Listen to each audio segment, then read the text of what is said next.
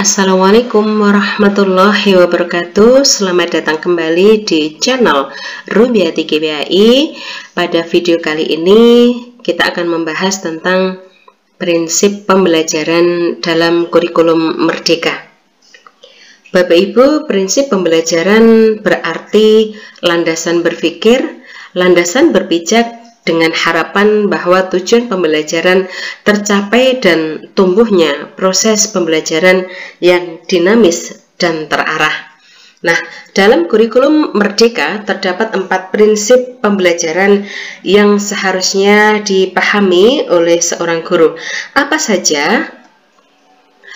Prinsip yang pertama adalah mempertimbangkan tahap perkembangan peserta didik. Kemudian yang kedua, membangun pembelajar sepanjang hayat. Yang ketiga, sesuai dengan lingkungan dan budaya peserta didik, melibatkan orang tua dan komunitas sebagai mitra. Yang berikutnya adalah mendukung perkembangan kompetensi dan karakter secara holistik. Kita akan bahas satu persatu, Bapak Ibu. Prinsip yang pertama adalah di dalam kurikulum merdeka hendaknya seorang guru merancang pembelajaran dengan mempertimbangkan tahap perkembangan dan tingkat pencapaian peserta didik saat ini sesuai dengan kebutuhan belajar serta mencerminkan karakteristik dan perkembangan peserta didik yang beragam sehingga pembelajaran menjadi bermakna dan menyenangkan. Pada intinya, bahwa pembelajaran yang dilakukan seorang guru sesuai dengan kurikulum merdeka hendaknya mampu menciptakan pembelajaran yang bermakna dan menyenangkan. Nah, apa misalnya yang bisa dilakukan di dalam merealisasikan prinsip kesesuaian pembelajaran dengan tingkat perkembangan peserta didik dan karakteristiknya? Yang pertama, Bapak Ibu, kita bisa melakukan di awal tahun berusaha mencari tahu tingkat kesiapan belajar peserta didik dan juga pencapaian sebelumnya. Misalnya ketika di level SMA fase E, maka bagaimanakah kesiapan belajar untuk mengikuti di fase E dan seperti apa pencapaian ketika di level fase D atau di SMP, Bapak Ibu. Nah, hal yang bisa kita lakukan untuk mengetahui tingkat kesiapan belajar peserta didik dan juga pencapaian sebelumnya bisa kita lakukan dengan berbagai metode, Bapak Ibu, misalnya dengan dialog dengan peserta didik, kemudian diskusi kelompok kecil, tanya jawab, pengisian survei atau angket, dan atau metode lain yang dikehendaki oleh seorang guru. Kemudian yang kedua, yaitu pendidik merancang alur tujuan pembelajaran sesuai dengan tahap perkembangan peserta didik.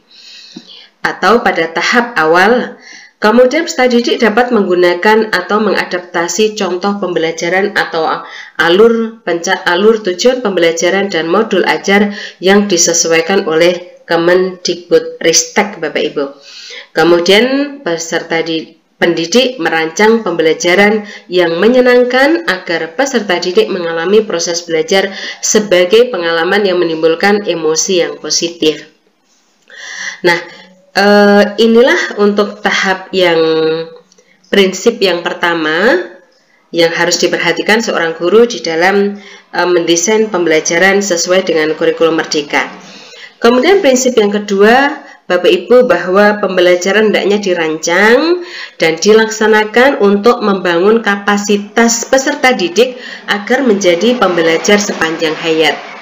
Jadi bagaimana pembelajaran yang kita lakukan itu mampu mengantarkan peserta didik untuk menjadikan dirinya sebagai pembelajar sepanjang hayat. Nah, apa yang bisa kita lakukan untuk merealisasikan prinsip ini? Yang pertama, Bapak Ibu, pendidik mendorong peserta didik untuk melakukan refleksi, untuk menilai dirinya, memahami kekuatan dirinya, dan area mana yang perlu dikembangkan. Kemudian yang kedua, pendidik memberikan umpan balik secara langsung terhadap kemampuan peserta didik untuk belajar mengeksplorasi ilmu pengetahuan. Pada saat proses pembelajaran di mana peserta didik menunjukkan adanya respon, Bapak Ibu, yang menunjukkan progres perkembangan belajar mereka, hendaknya guru langsung memberikan umpan balik. Apakah umpan balik itu dalam bentuk yang positif apresiasi misalnya, ataukah dalam bentuk koreksi, tentu sesuai dengan respon yang ditunjukkan oleh peserta didik. Yang ketiga adalah pendidik menggunakan pertanyaan terbuka untuk menstimulasi pemikiran mendalam. Apa yang dimaksud pertanyaan terbuka di sini? Hendaknya guru menghindari pertanyaan yang jawabannya hanya iya atau tidak, tetapi pertanyaan yang mampu menstimulus peserta didik untuk banyak bercerita, berargumentasi, mendeskripsikan, menjelaskan gitu, mengutarakan apa yang mereka ketahui tentang apa yang kita tanyakan. Yang berikutnya, pendidik memotivasi peserta didik untuk berpartisipasi aktif agar terbangun sikap pembelajar mandiri. Jadi, mengajarkan anak untuk belajar, agar anak sadar untuk belajar secara mandiri. Berikutnya, pendidik memberikan ruang yang cukup bagi prakarsa, kreativitas, kemandirian, sesuai dengan bakat, minat, dan perkembangan fisik serta psikologis peserta didik. Pembelajaran yang kita laksanakan harus menjadi sesuatu media bagi anak untuk berekspresi, untuk memiliki prakarsa, untuk memiliki kemandirian, tentu sesuai dengan bakat, minat, dan tumbuh kembang mereka. Berikutnya, pendidik memberikan tugas atau pekerjaan rumah yang ditujukan untuk mendorong pembelajaran mandiri dan mengeksplorasi ilmu pengetahuan dengan tetap mempertimbangkan beban belajar peserta didik. Nah, ini harus diperhatikan Bapak Ibu. Tujuannya bagus untuk mendorong eksplorasi ilmu pengetahuan, tetapi jangan lupa harus ada kesesuaian dengan beban belajar peserta didik. Dan yang terakhir, untuk bisa mengantarkan atau mendesain pembelajaran yang mengarahkan kepada siswa sebagai pembelajar sepanjang hayat adalah merancang pembelajaran untuk mendorong peserta didik meningkatkan kompetensinya melalui tugas dan aktivitas dengan tingkat kesulitan yang tepat. Kita lihat prinsip yang ketiga Bapak Ibu. Prinsip pembelajaran dalam kurikulum merdeka untuk prinsip yang ketiga adalah proses pembelajaran mendukung perkembangan kompetensi dan karakter peserta didik secara holistik. Nah, seperti apa? Nah, hal ini bisa kita lakukan dengan yang pertama, pendidik menggunakan berbagai metode pembelajaran yang bervariasi. Ketika metode pembelajaran kita lakukan secara bervariasi, tentu Bapak Ibu ini akan mampu mensupport atau mendukung perkembangan berbagai kompetensi, karena pembelajarannya banyak hal, banyak variasi, berarti banyak pengalaman. Ketika banyak pengalaman, tentu banyak kompetensi yang bisa dikembangkan. Nah, misalnya apa yang dimaksud dengan pembelajaran yang bervariasi? Bisa Bapak Ibu dengan pembelajaran berbasis inquiry, kemudian berbasis project atau berbasis masalah, dan pembelajaran terdiferensiasi. Yang kedua, Bapak Ibu, pendidik merefleksikan proses dan sikapnya untuk memberi keteladanan dan sumber inspirasi positif bagi peserta didik. Jadi, seorang guru bisa menjadi model bagi siswanya, menjadi figur yang menginspirasi peserta didik untuk meniru, meneladani, dan juga punya ide-ide baru berangkat dari apa yang sudah direfleksikan oleh gurunya tadi. Berikutnya, pendidik merujuk pada profil pelajar Pancasila dalam memberikan umpan balik, apakah itu apresiasi maupun koreksi. Jadi, Bapak Ibu, selama proses pembelajaran, jangan lupa seorang pendidik memegang 6 karakter dalam profil pelajar Pancasila, Bapak Ibu, dan itu yang dijadikan acuan di dalam memberikan umpan balik, apakah itu berupa apresiasi, penghargaan terhadap respon positif dari anak-anak, progres pembelajaran yang bagus, hasil belajar yang bagus, ataukah koreksi gitu ya, hal-hal yang harus dibenahi dalam diri peserta didik. Kemudian prinsip belajar dalam kurikulum merdeka untuk prinsip yang keempat atau yang terakhir Bapak Ibu, bahwa pembelajaran harus relevan. Maksudnya adalah pembelajaran yang dirancang harus sesuai dengan konteks, dengan lingkungan, dan budaya dari peserta didik. Serta pembelajaran yang dilakukan guru melibatkan orang tua dan komunitas sebagai mitra.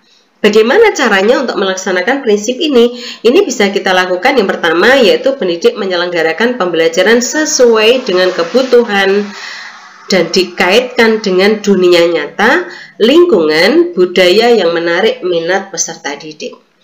Tentu Bapak Ibu mengkaitkan kompetensi dan materi yang kita ajarkan terhadap dengan tema yang sama, kompetensi sama terhadap peserta didik yang berada di lingkungan agraris atau pertanian dengan anak-anak yang berada di lingkungan pegunungan atau pantai atau kota, perkotaan tentu akan berbeda Bapak Ibu. Nah, ini bagaimana caranya agar materi pembelajaran atau kompetensi yang sedang kita ajarkan kepada peserta didik sesuai dengan kehidupan mereka sehari-hari sehingga itu menarik bagi mereka. Yang kedua yaitu pendidik merancang pembelajaran yang interaktif untuk memfasilitasi interaksi yang terencana, terstruktur, terpadu, dan produktif antara pendidik dengan peserta didik, sesama peserta didik, dan antara peserta didik dengan materi pembelajaran. Jadi pembelajarannya itu harus interaktif, ada hubungan timbal balik, ada hubungan dialogis antara siapa? Antara pendidik dengan peserta didik, antara peserta didik dengan peserta didik, antara peserta didik dengan materi pelajaran. Berikutnya yaitu pendidik bisa memberdayakan masyarakat sekitar atau komunitas, organisasi, atau ahli dari berbagai profesi sebagai narasumber untuk memperkaya dan mendorong pembelajaran yang relevan. Ketika suatu kompetensi yang kita ajarkan kepada peserta didik kemudian akan lebih tepat apabila kita mendatangkan narasumber dari ahli, dari yang memang ahli dalam hal suatu topik, maka akan lebih tepat apabila kita melibatkan, memberdayakan mereka dengan menghadirkan mereka dalam pembelajaran. Pendidik yang berikutnya, pendidik melibatkan orang tua dalam proses belajar dengan komunikasi dua arah dan saling memberikan umpan balik. Nah, bagaimana progres hasil belajar peserta didik di sekolah itu bisa dikomunikasikan dua arah dengan orang tua sehingga orang tua mengetahui perkembangan di sekolah dan informasi guru. Kemudian guru juga bisa mendapatkan informasi bagaimana perkembangan hasil belajar, apakah itu karakter dan lain sebagainya ketika anak-anak di rumah begitu. Nah, ini yang dimaksud dengan melibatkan orang tua dalam proses belajar. Kemudian berikutnya adalah untuk pada level PAUD, pendidik menggunakan pendekatan multi bahasa yang berbasis bahasa ibu, juga dapat digunakan utamanya bagi peserta didik yang tumbuh di komunitas yang menggunakan bahasa lokal. Nah, ketika di usia PAUD, di mana anak-anak dalam keseharian bahasa keluarga mereka adalah bahasa Jawa, tentu akan berbeda dengan di keluarga yang biasanya sehari-hari menggunakan bahasa Indonesia. Nah, begitu Bapak Ibu 4 prinsip pembelajaran dalam kurikulum Merdeka. Semoga bermanfaat. Terima kasih. Sekian. Assalamualaikum warahmatullahi wabarakatuh.